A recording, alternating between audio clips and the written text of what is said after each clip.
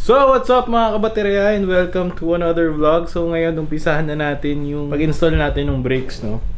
So yun, if hindi pa kayo nakasubscribe sa channel na to, please hit the subscribe button and hit nyo na rin yung notification bell para updated kayo sa yung anong sunod na. Okay, so umpisahan natin to. Alright, first gagawin muna natin is kailangan natin ng patungan ng scooter, no?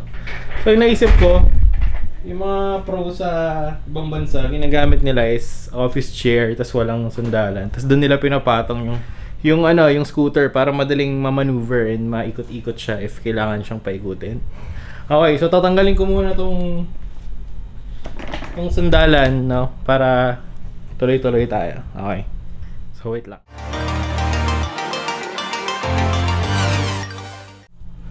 Alright, so yan, no, naka-set up na siya. Ayos na siya. So una natin gagawin is ika-cutter ko siguro to para matanggal ko yung grip kasi I'm sure di ko yung kayang tanggalin ng hatakin mo lang. So ika-cutter ko muna siya.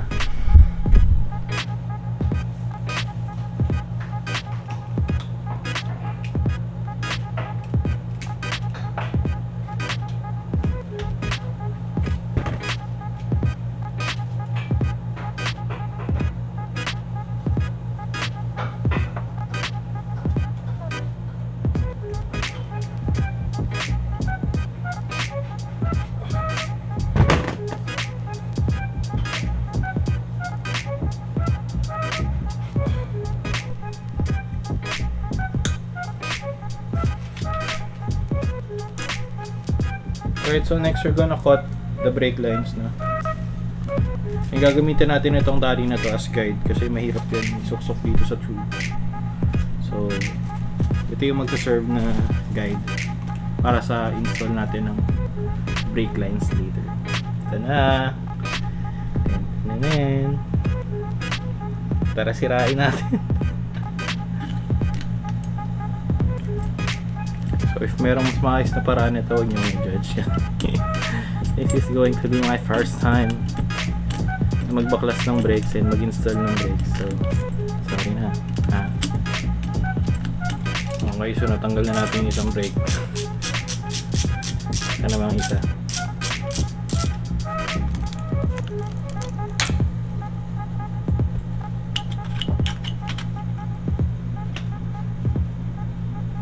Alright, so next gagawin natin, bubuksan na natin yung deck para masira natin. Para masira natin lalo.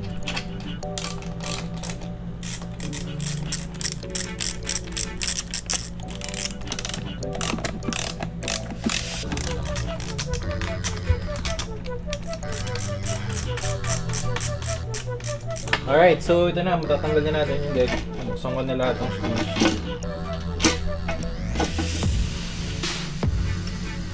Mo ko. So I believe this is brake, yung rear brakes natin.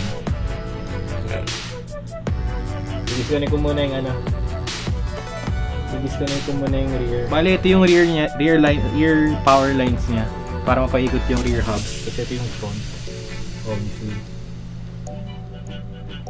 Opo, nakakatakot naman to. Yan yung ginagawa natin, pero bahala na. So after nito, 5 pa po. 5 pa po yung disconnect natin. So natanggal ko na yung isa. Natanggal ko na yung isang wrap.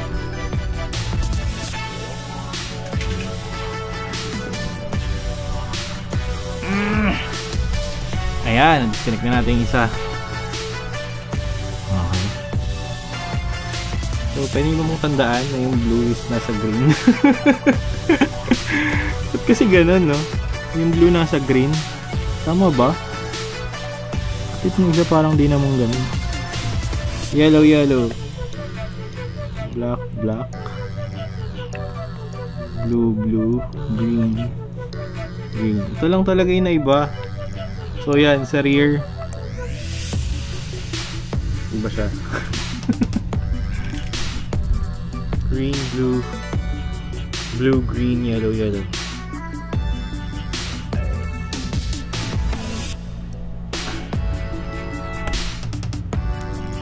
So, na-disconnect na natin yung rear power. Ayan siya. So, next is ito yung brake line. Atakin ko lang ito eh.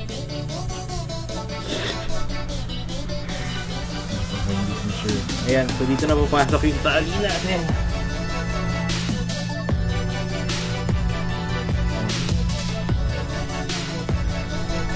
Ito yung ano natin, tawag dito, e-brake. Ito yung nag-activate ng e-brake. Yung stock natin na brakes, meron siyang capability na mag-activate ng e-brake. Pero yung papalit natin wala. So hindi natin kailangan ito. Oh, nag-work. Bitches.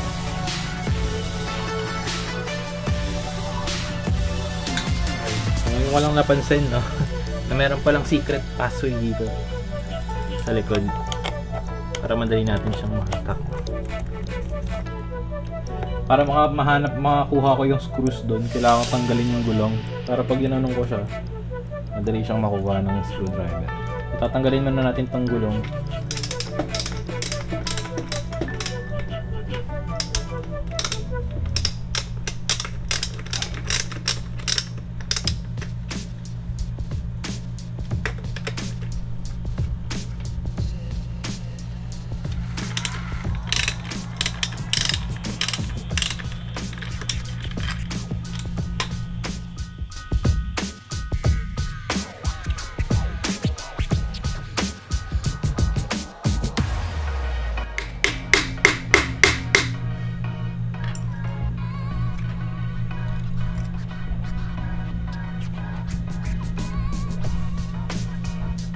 Hindi ko maalis yung ano, yung gulong. Baka kasi pa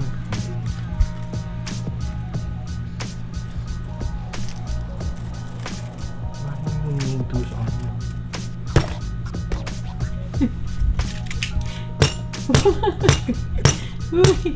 Ayaw maalis eh. Kasama ba yan sa ano? Kasama ba yun? Sintuhan mo na itong brakes. Alright, so ginagawa ko ngayon, tatanggalin ko yung brakes. Sa feeling ko, kumakapit yung brakes sa disc brake. Kaya nahihirapan itong alisin ito.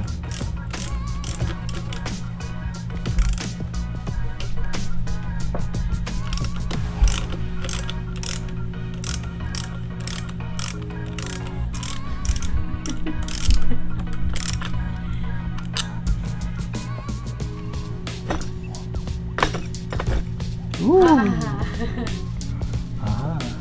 na ito.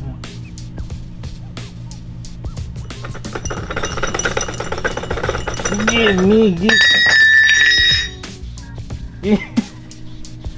fucking give me the wire.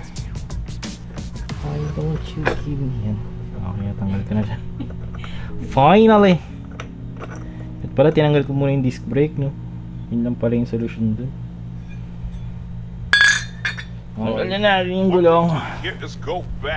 And the plan is tanggalin yung screws.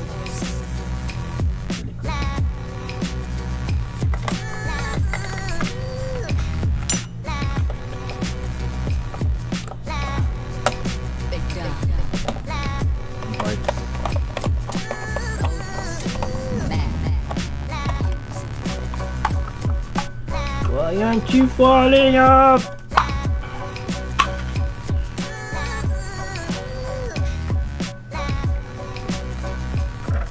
Yan! Bitch. Yung mukha.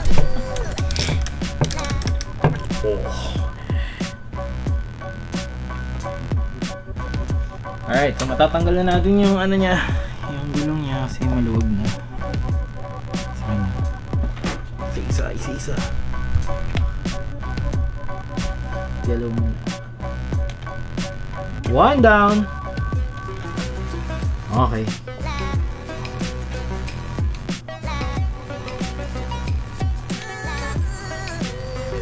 Yes! Tanggal din kita! Tanggalin ko muna itong tapaloob.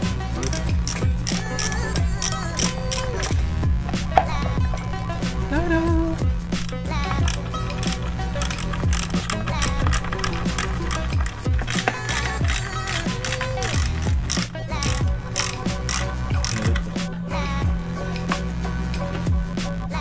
Alright, so next.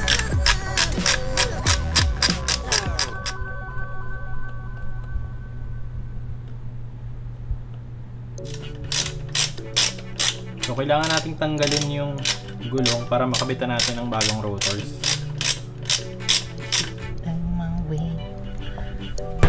Uy!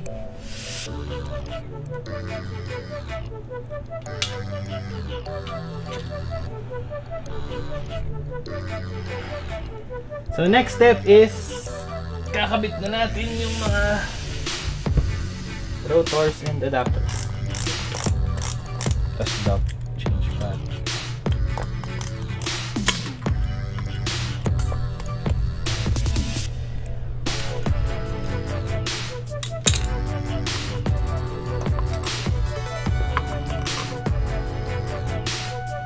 Alright, so ngayon natanggal ko na yung mga stock rotors. Napag-decidean ko muna na linisin muna siya kasi mahirapan na akong linisin to. Pag nakabit ko na yung mga components, tulad yan, mahirap na siyang linisin. So, nag-decide na ako na linisin yun. Alright, so see you sa next vlog. Next vlog is tuloy natin yung install. Okay, so yun. Nagustuhan nyo itong if nagustuhan nyo itong video na to, please click like, and if you find subscribe, hit the subscribe button and notification bell para updated sa mga videos namin. Alright, so see you next week, Kabaterya.